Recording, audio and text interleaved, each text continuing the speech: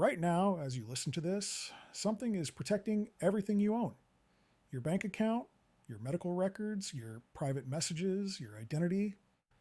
Every time you buy something online, every time you log into anything, every time you send a text you'd rather keep private, there's a mathematical lock, encryption standing between your secrets and everyone who wants them. This lock has protected the internet for decades. It's protected government secrets, nuclear launch codes, trillions of dollars in financial transactions, the infrastructure that keeps society running. And it's about to become worthless. Not because someone found a flaw in the math. The math is perfect. But there's a new kind of computer coming, one that doesn't play by the rules of math as we know it. A computer that can break the mathematical puzzles protecting our public key infrastructure. A computer that makes our strongest digital signatures and key exchanges look like wet paper. Security experts have a name for the day this computer arrives. They call it Q-Day. And here's what keeps me awake at night. The attackers aren't waiting for Q-Day. They're harvesting your encrypted data right now, every transaction, every message, every secret, storing it in massive archives, waiting, because the moment Q-Day arrives, every secret you've ever sent becomes readable. Every encrypted message becomes an open book. Every secure communication becomes a confession. And Q-Day is closer than you think. Welcome back to Code, Cosmos, and Chaos, where we drag the biggest questions of existence into the harsh light of a code review. I'm Chris, a software engineer and security architect with 25 years building and protecting complex systems for one of the top 100 companies on the Forbes Global 2000. I hold a computer science degree from Florida Atlantic University, and I've spent my career thinking about how things break. Because in security, you don't get to be optimistic. You have to assume the worst case scenario, and then plan for something worse. Last episode, we explored consciousness as an emergent exploit, awareness as an unintended hack in the universe's code. Today, we're talking about a very different kind of exploit, one that's not philosophical, one that's coming whether we're ready or not. Quantum computing isn't science fiction anymore. Google just demonstrated a quantum chip that solved a problem in 5 minutes that would take the world's fastest supercomputer longer than the universe has existed. And that same technology, once it scales up, will shatter the public key cryptography that protects digital signatures, key exchanges, and identity verification across the entire internet. This is Q-Day, the cryptographic apocalypse. And today we're going to understand exactly what's at stake, how much time we have, and what the hell we're going to do about it. Before we dive into quantum computing, let's take a step back. Because humans have been trying to keep secrets since we learned to communicate. The ancient Spartans used a device called a sigil, a wooden rod wrapped with a strip of leather. Write your message along the rod, unwrap the leather, and the letters become scrambled nonsense.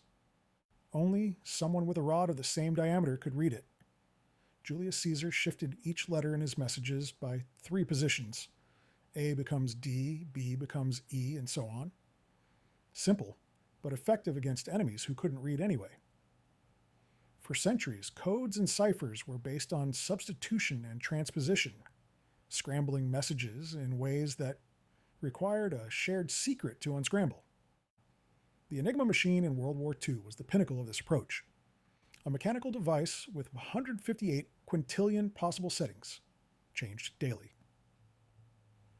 The Nazis thought it was unbreakable. They were wrong. Alan Turing, the British mathematician who essentially invented the theory of computation, and the codebreakers at Bletchley Park, a secret wartime facility in England, cracked Enigma by building some of the world's first computers, machines that could test possibilities faster than any human. Here's the pattern that repeats throughout history. Humans build a lock. Other humans build a key. The locks get more sophisticated. So do the keys. It's an arms race that never ends. In the 1970s, something changed. Whitfield Diffie and Martin Hellman cryptographers at Stanford, and then Ron Rivest, Adi Shamir, and Leonard Adelman at MIT invented public key cryptography, a fundamentally new approach based not on physical complexity, but on mathematical problems. For the first time, we had encryption that didn't require both parties to meet secretly and exchange a key. You could publish part of your key openly, and the math guaranteed that only someone with the private key could read messages encrypted with the public one. This made the internet possible. Without public key cryptography, there's no e-commerce, no online banking, no secure messaging. Every time you see that little padlock icon in your browser, you're benefiting from this 50-year-old invention. But those mathematical locks, they're about to meet a new kind of key. Let me explain how modern encryption actually works in plain English, so you can understand why quantum computers are so dangerous. Imagine you want to send me a secret message. The old way, the way spies used to do it, required us to meet in advance and agree on a secret code, a shared key. But that's a problem online, right? You can't secretly meet with Amazon before you buy something.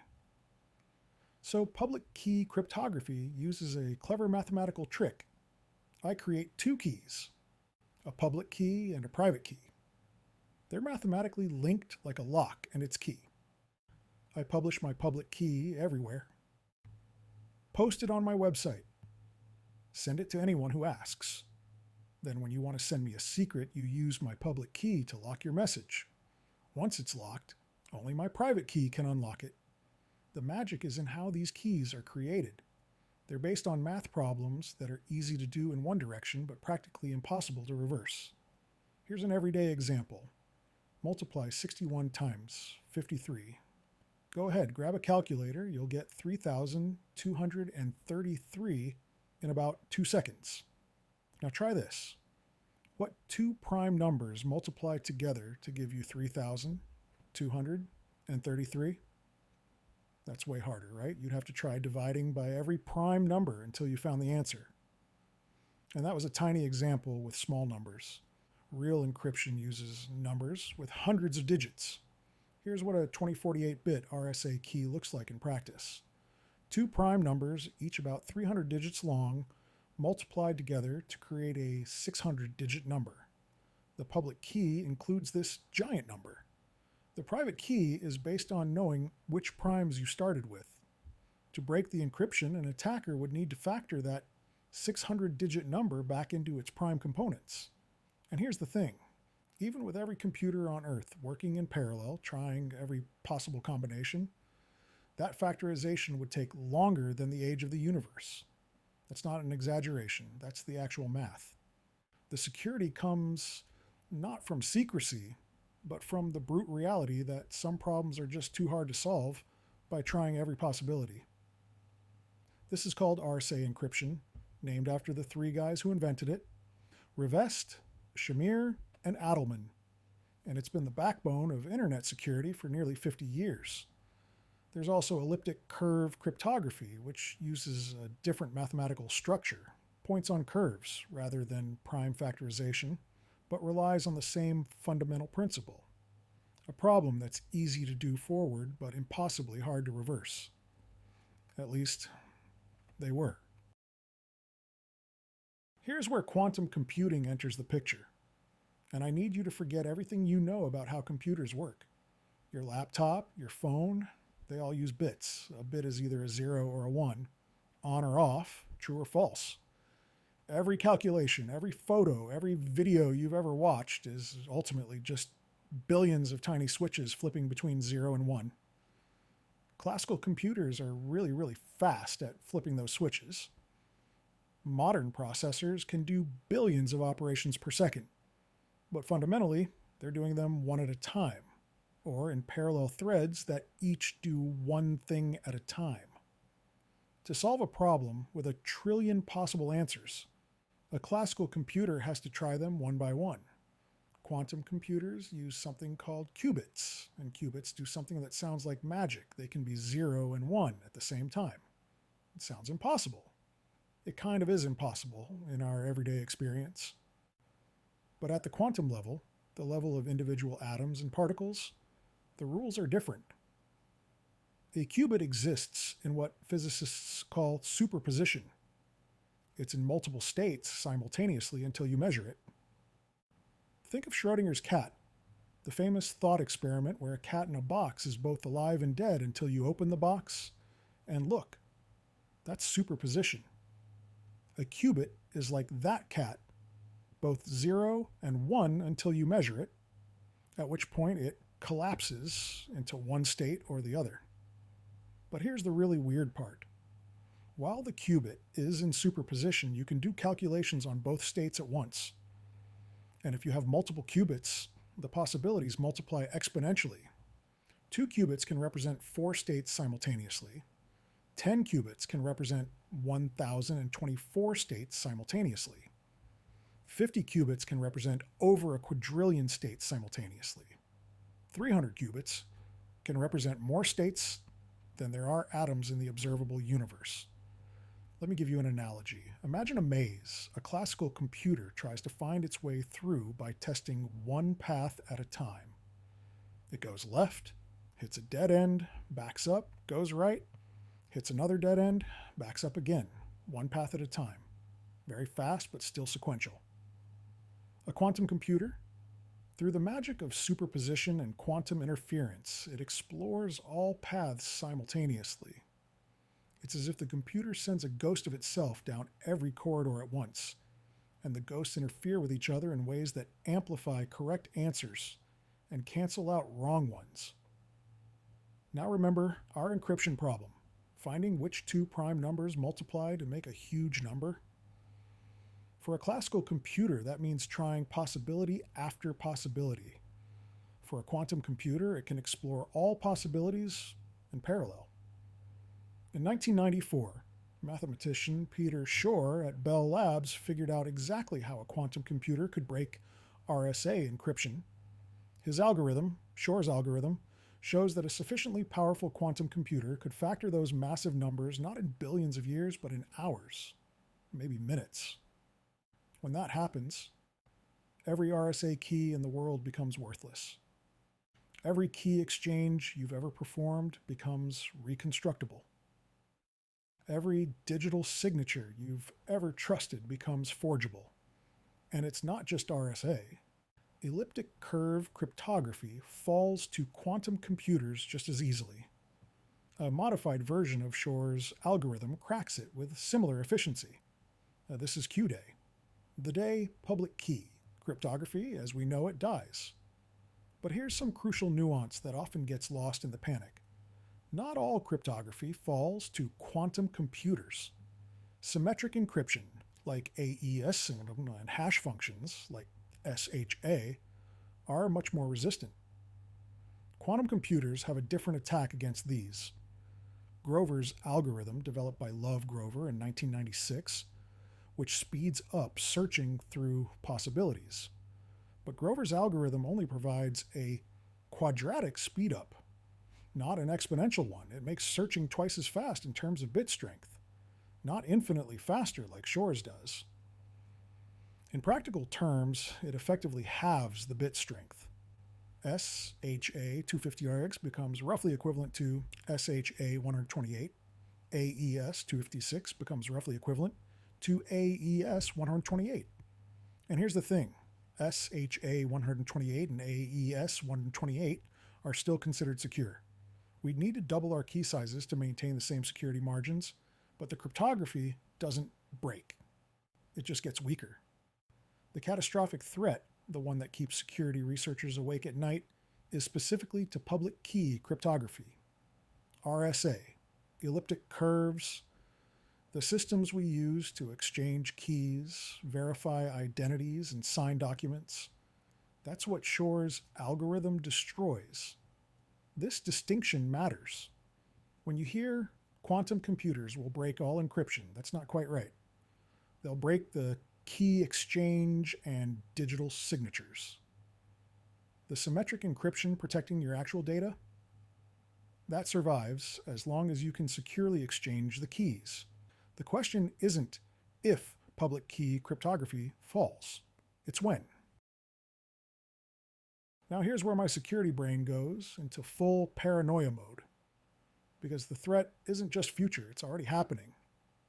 It's called Harvest Now, Decrypt Later, and it's exactly what it sounds like. Nation-state hackers and sophisticated adversaries are intercepting encrypted data right now, today, and storing it. Financial transactions, government communications, medical records, corporate secrets, your messages. They can't read any of it yet. It's all still locked with RSA and elliptic curve encryption that today's computers can't crack. But they're patient. They're archiving everything they can get their hands on, waiting for the day they have a quantum computer powerful enough to unlock it all at once. Now you might be thinking, wait, didn't you just say AES survives quantum attacks? Yes, but here's the catch. When you connect to a website, your browser and the server use public key cryptography to exchange an AES session key. The actual data is encrypted with AES, which is strong. But the key exchange that set up that AES encryption, that used RSA or elliptic curves, break the key exchange, and you recover the AES key. Recover the AES key, and you decrypt everything. Think about that for a second. Every secret you've ever transmitted over the internet could be sitting in an archive somewhere, waiting to be read. Not because AES is broken, but because the key exchange that protected the AES key is the embarrassing message you sent 10 years ago, that private photo you wouldn't want seen, the financial information you shared with your accountant, the trade secrets your company sent via email, the medical diagnosis your doctor transmitted to your insurance company. Intelligence agencies call this store and exploit. You intercept encrypted traffic even if you can't read it, because someday you will be able to. The NSA, Chinese intelligence, Russian intelligence, anyone with resources and foresight is almost certainly doing this. The Federal Reserve published a study on this in late 2024, specifically warning about blockchain and cryptocurrency. Here's the terrifying part. Public blockchains like Bitcoin store their entire transaction history publicly, and every transaction is signed with ECDSA, elliptic curve cryptography that Shor's algorithm destroys. Now, Bitcoin's mining uses SHA-256, which remains quantum resistant. The blockchain itself won't break, but the signatures protecting ownership will. Every public key ever exposed, and that's millions of addresses holding billions of dollars in Bitcoin, becomes vulnerable to forgery. And unlike regular data breaches, you can't change the past. You can't delete what's already on a blockchain. The history is permanent and public, with exposed public keys just waiting to have their private keys derived. Anyone with a quantum computer could forge signatures and potentially steal funds from anyone who ever reused an address or exposed their public key. There's also the problem of long-lived secrets. Some information needs to stay secret for decades. Government communications, medical records, long-term business strategies. If you sent that information encrypted with RSA in 2010 and someone harvested it, they'll be able to read it on Q-Day. That's retroactive exposure. The damage is already done. We just don't know it yet. As a security architect, this is my nightmare scenario. It's not a vulnerability we can patch. It's not an attack we can detect. It's data that's already been harvested silently, and there's nothing we can do to unharvest it. The only question is, how much time do we have to prepare? So how close is Q-Day, really? Let me hit you with some developments from the last year that have the security community genuinely alarmed. First, Google's Willow chip. In December 2024, Google unveiled a 105-qubit quantum processor that achieved something the field has been chasing for 30 years: below-threshold error correction. Here's what that means in plain English. As they added more qubits, errors went down instead of up. That's huge. It means quantum computers can finally scale without falling apart. The fundamental challenge of quantum computing has always been decoherence. Qubits are fragile and quickly lose their quantum properties when they interact with the environment. More qubits meant more errors, which meant the computer became useless before it got powerful. Willow broke through that barrier. How powerful is Willow? It solved a benchmark problem in under 5 minutes that would take the world's fastest supercomputer 10 septillion years. That's a 1 followed by 25 zeros. Longer than the universe has existed, by a lot. Now, to be clear, Willow can't break encryption yet. It's got 105 qubits. Breaking RSA would require millions. But Google's own roadmap shows they're on track to reach that scale by the end of this decade. And in October 2025, they demonstrated something called quantum echoes, the first verifiable quantum advantage on a real-world optimization algorithm running 13,000 times faster than classical supercomputers. Second, the timeline just got shorter. In May 2025, researcher Craig Gidney published groundbreaking work showing that breaking RSA 2048 would require fewer than 1 million qubits, down from previous estimates of 20 million. That's not a minor adjustment. That brought Q-Day roughly 7 years closer overnight. The Global Risk Institute surveys quantum experts every year. Their 2024 survey found that experts now believe there's a 17 to 34% chance of a cryptography breaking quantum computer existing by 2034. That's a decade away. And over half of the experts surveyed think it's at least 50% likely within 15 years. Third, the world is finally taking this seriously. In August 2024, NIST, the National Institute of Standards and Technology, released the first official post-quantum cryptography standards. New algorithms with names like MLKEM and MLDSA that are believed to be resistant to quantum attacks. They're based on mathematical problems that even quantum computers can't efficiently solve, things like lattice problems and hash-based signatures. The US government has mandated that federal systems migrate to these new standards by 2035. The EU, UK, and Australia have set similar deadlines. Major tech companies are already implementing hybrid approaches, using both classical and post-quantum encryption simultaneously. Fourth, China is racing ahead.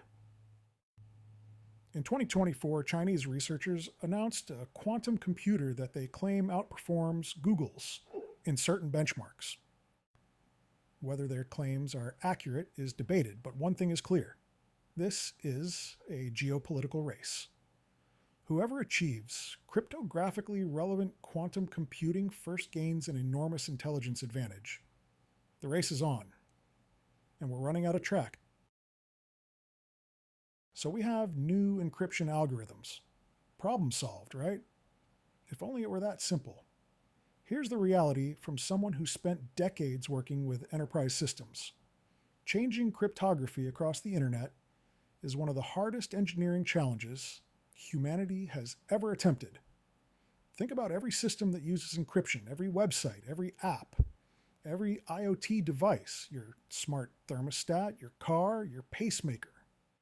Every ATM, every point-of-sale terminal, every server, and every data center, every satellite, every weapon system, every power grid controller, every smart meter, every connected appliance, every industrial control system. All of that needs to be updated. Not just the software, sometimes the hardware too, because the new algorithms are more computationally intensive and require larger key sizes. Post-quantum digital signatures are substantially bigger than current ones, which means bandwidth and storage implications across every system. Here's a concrete example. Current RSA signatures are about 256 bytes. Some post-quantum signatures are 2,500 bytes or more, 10 times larger. For a website serving billions of requests, that's a massive increase in bandwidth costs. For an IoT device with limited memory, it might be impossible without a hardware replacement. And here's the thing about complex systems. You can't just swap out the encryption and hope for the best. Every change has cascading effects. Every dependency has dependencies. In my experience, cryptographic migrations in large organizations take years, sometimes decades, to complete. And that's for changes that aren't this fundamental. There's also a concept we call crypto agility, the ability to quickly switch encryption algorithms if one gets broken. Most systems weren't built with that in mind. They were built assuming RSA would last forever. The algorithm is hard-coded, not configurable. Changing it means rewriting significant portions of the software. We're essentially trying to replace the foundation of a building while everyone's still living in it. And we have maybe 10 to 15 years to do it. Some systems won't make it. Some secrets that should stay secret won't. The harvest now decrypt later data is already out there, and there's nothing we can do to protect it retroactively. This is the real threat model, not a single dramatic Q-day, but a slow-motion catastrophe where different systems fail at different times, where attackers cherry-pick the highest value targets, and where we discover, too late, which systems we forgot to upgrade. So where does this leave us? Here's the strange thing about quantum computing and cryptography. In a way, it's the most predictable catastrophe in the history of technology. We know it's coming. We know roughly when. We know exactly what it will break, and we even know how to fix it. We have the new algorithms, we have the standards, we have the roadmaps. And yet, there's something almost philosophical about this moment. For 50 years, we've built our entire digital trust infrastructure on a single assumption that some math problems are too hard to solve. Specifically, the problems underlying RSA and elliptic curve cryptography. Every secure key exchange, every digital signature, every identity verification, all built on computational hardness. The good news, symmetric encryption and hash functions like AES and SHA survive the quantum transition. The math there is different, and it holds. The bad news, public key cryptography is the glue that holds everything together. It's how strangers establish trust. It's how you know a website is really your bank. It's how software updates prove they came from the real developer. And that glue is dissolving in slow motion. It's humbling. It's a reminder that no system is permanent. No security is absolute. Every lock ever made was eventually broken. The Enigma machine was unbreakable until it wasn't. RSA is unbreakable until it won't be. But there's something beautiful too. We're watching human ingenuity race against itself. The same minds that built the quantum computers are building the defenses against them. It's an arms race where we're on both sides. And maybe that's the lesson. Not that we should despair because our systems are vulnerable, but that we should marvel at what we've built, even knowing it won't last forever. And then we should build something better, because that's what humans do. We build, we break, we build again. The quantum clock is ticking, time to get to work. Thank you for entrusting your precious compute cycles to episode 3 of Code, Cosmos, and Chaos.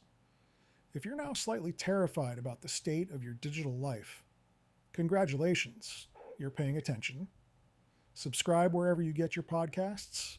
Leave a 5-star review if you've started encrypting everything with quantum-resistant algorithms. 1 star if you're still using password 123. I won't judge much. Hit me up on X at Code Cosmos Chaos. What secret from your past would you least want decrypted? What system do you think will be the first to fall? Let's get paranoid together. Next episode, we're exploring entropy and the heat death of the universe, because nothing says embrace the chaos like the inevitable end of everything. We'll look at why the universe is winding down like a battery and why entropy looks suspiciously like technical debt. You won't want to miss it. This is Chris logging off from somewhere deep in the stack. Until next time, keep questioning the code. And maybe change your passwords.